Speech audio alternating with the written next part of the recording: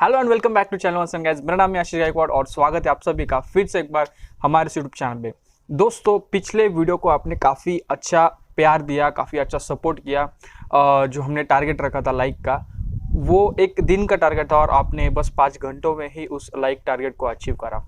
तो इस वीडियो का लाइक टारगेट है 100 लाइक्स इन 12 आवर्स। और इस वीडियो में हम बात करने वाले हैं CHO के सैलरी के बारे में।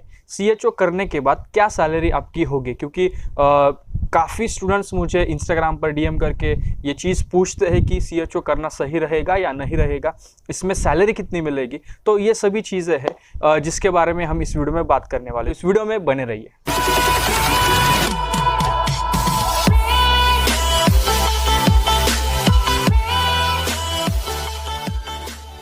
Welcome back to channel one guys. तो इस वीडियो में हम बात कर रहे हैं कि क्या CHO करने के बाद आपको सैलरी कितनी मिलेगी। काफ़ी स्टूडेंट्स पूछते हैं कि CHO करना सही रहेगा या नहीं रहेगा। CHO के बारे में मैंने कुछ वीडियो बनाए हैं, उसमें सब्जेक्ट्स कौन से होते हैं CHO में, मतलब कम्युनिटी हेल्थ ऑफिसर, इसका जो प्रोग्राम है वो कैसा होता है, सिलेक्शन कैसे होता है, एग्जाम्स कैसे होते हैं। इन टॉपिक्स पर मैंने ऑलरेडी वीडियो बनाया है। उस टॉपिक को मैं यहाँ पर कवर नहीं करूँगा क्योंकि ऑलरेडी उस पर वीडियो हमने बनाए हैं। तो उनके लिए आपके लिए मैं आई बटन पर वो वीडियो दे दूंगा, आप वहाँ से देख सकते हो। तो इस वीडियो में हम स्पेशली बात करने वाले हैं सैलरी। जब भी आप किसी कोर्स में एडमिशन लेने की सोचते हो या फिर किसी फील्ड में आप जाते हो, तो आप उसके पीछे आपका एक रीज़न होता है कि उसमें स्कोप क्या है, कितना स्कोप है। उस कोर्स को कंप्लीट करने के बाद, वो डिप्लोमा या फिर वो प्रोग्राम कंप्लीट करने के बाद आपको सैलरी कितना मिलेगी। तो यही चीज़ CHO के बारे में भी हमें काफ़ी बार पूछा जाता है। अब दोस्तों, ये जो सैलरी होती है CHO की, हर एक स्टेट में अलग अलग, मतलब अलग अलग अटेंडेंस, अलग अलग तरीके होते हैं इस चीज़ के। लेकिन अगर बेसिक मैं बोलूँ तो CHO में 2 वे से सैलरी आती है। एक बेसिक सैलरी होती है एंड एक होती है आपका इंसेंटिव। उससे पहले अगर मैं बोलूँ CHO के ट्रेनिंग पीरियड में, आप 6 मंथ्स का ट्रेनिंग पीरियड आपको लेना होता है। उस 6 मंथ्स के ट्रेनिंग पीरियड में आपको 10,000 रुपीज़ पर मंथ आपको एज अ स्टाइपेंड दिया जाता है। 10,000 रुपये आपको हर महीने स्टाइपेंड आपको दिया जाता है। सो वो 6 मंथ्स का उतना सैलरी होगा। अब 6 मंथ के बाद जब आप एग्जिट एग्जाम देते हो, पास आउट होते हो, तो उसके बाद आपकी सैलरी होती है 25,000 प्लस 15,000। तो जो बेस्ट सैलरी होती है वो होती है 25,000। अब ये 25,000 पूरे तरीके से आपके अकाउंट में क्रेडिट नहीं होते हैं। आपके अकाउंट में बस 24,800 रुपीज़ क्रेडिट होते हैं। मैं बात कर रहा हूँ स्पेशली इन महाराष्ट्र, हो सकता है अदर स्टेट्स में भी यही चीज़ हो।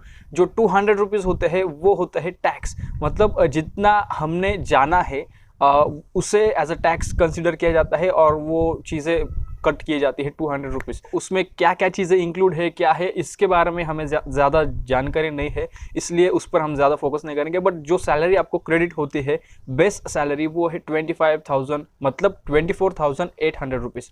अब आपने सुना होगा 40,000 सैलरी है, अब फिर आप बोल रहे हो 24,800, ये कैसे? 24,800 जो है वो बेस है, और जो एक्स्ट्रा 15,000 है वो है इंसेंटिव। अब आपको 15,000 इंसेंटिव हर बार 100% मिलेगा ये गारंटी नहीं होती है।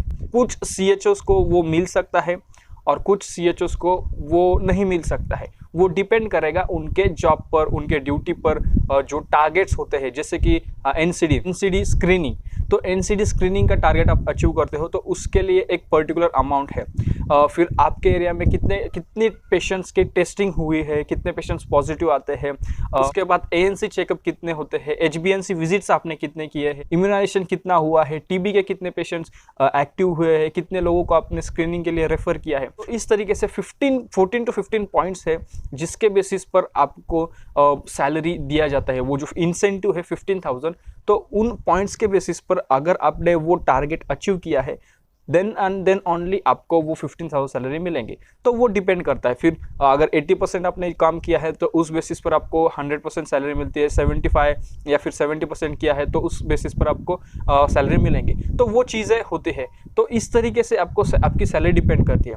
अगर बताऊँ तो ज़्यादातर 32, 35, 38 इतनी सैलरी आप मिल सकती है। अगर मैं बताऊँ तो ज़्यादातर स्टेट्स में, ज़्यादातर डिस्ट्रिक्ट्स में 15,000 इतना इंसेंटिव आना मुश्किल है। काफ़ी कम लोग हैं जो 10,000 के ऊपर इंसेंटिव जो ले पाए हैं। मैं बात कर रहा हूँ अदर स्टेट्स की अदर देन महाराष्ट्र। तो महाराष्ट्र में तो इंसेंटिव के बारे में बोले ही ना तो अच्छा है। अदर स्टेट्स में सभी चीज़ें हो रही है।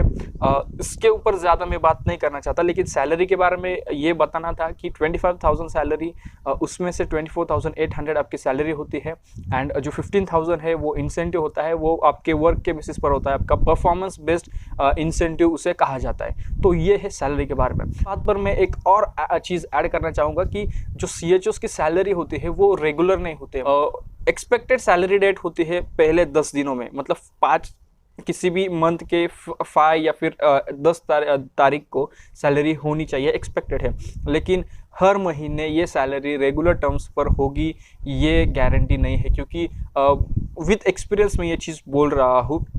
और आप कौन से स्टेट में हो, अगर आप CHO हो और आपने भी अगर ये चीज़ एक्सपीरियंस की है, आपको भी पता है, तो आप मुझे कमेंट करके बता सकते हो आप कौन से स्टेट में CHO हो, कौन से डिस्ट्रिक्ट में आप एज अ CHO वर्क कर रहे हो। ये एक चीज़ है जो मुझे लगता है कि इस पर इम्प्रूव किया जा सकता है। अगर रेगुलर बेसिस पर CHO को सैलरी मिले तो और भी इफ़ेक्टिव तरीके से काम करना ईजी रहेगा, और भी अच्छे तरीके से CHOs काम कर सकते हैं। क्योंकि CHOs जो भी काम कर रहे हैं, जो भी वर्क कर रहे हैं, वो अपने घरों से दूर है। एंड फिर if you are living away from your house, तो फिर एक आपको प्रॉपर्टी रेंट करने पड़ती है, कोई हाउस रेंट करना पड़ता है, देन आपका खाना और सभी चीज़ें, एंड देन फिर उसमें भी सैलरी अगर रेगुलर बेसिस पर नहीं होते हैं तो काफ़ी सारे प्रॉब्लम्स आ सकते हैं। तो दोस्तों सैलरी के बारे में यही है।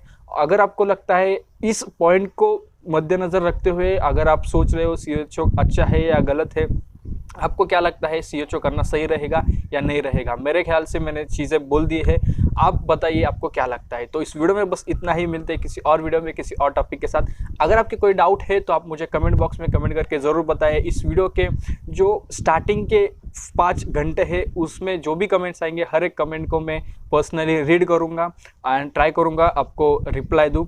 अगर आप मुझे इंस्टाग्राम पर फॉलो नहीं कर रहे हो तो मुझे इंस्टाग्राम पर ज़रूर फॉलो करिए, वहाँ पर मैं ज़्यादा एक्टिव रहता हूँ एंड काफ़ी अच्छी चीज़ें आपके लिए मैं लेके आता हूँ। तो मिलते हैं किसी और वीडियो में किसी और टॉपिक के साथ। तब तक के लिए शालोम, शांति और सलाम। Bye bye. Hold me close till I get up. Time is barely on our side. I don't wanna waste what's left. The storms we chase.